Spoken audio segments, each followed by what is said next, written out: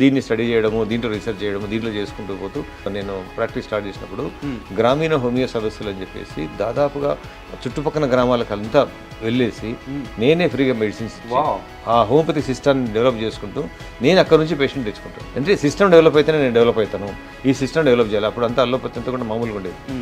ఇప్పుడు ఇంకా వ్యాస్ట్ అయిపోయింది, ఎక్కువ మెడిసిన్ అయిపోయింది. సిస్టమ్ బాగుంటే మనం బాగుంటాము అన్న దాన్ని ఒక ప్యాషన్గా ఎంచుకొని అక్కడ నుంచి మొదలైనటువంటి నా యొక్క థాట్ ప్రాసెస్ ఇప్పటికి కూడా అదే ఎనర్జీ లెవెల్. దాంతో ఈరోజు నేను ఆర్టిజం వరకు కూడా నేను ఉన్నాను అంటే కనుక నా సిస్టమ్ నమ్ముకున్నాను.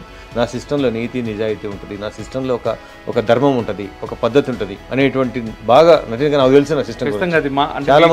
చాలా మంది అలోపతి డాక్టర్లకు కానీ, చాలా మంది ఆయుర్వేదిక్ డాక్టర్లకు కానీ హోమియోపతి అంటే సూపర్ఫిషియల్గా తెలుసు, చాలా మంది పేషెంట్లకు కూడా. బట్ మాకు తెలుసు మొత్తం what is the reality, what is the real system. కోట్లాది మంది నమ్మకమైన ఎంపిక డాక్టర్ కేర్ హోమియోపతి.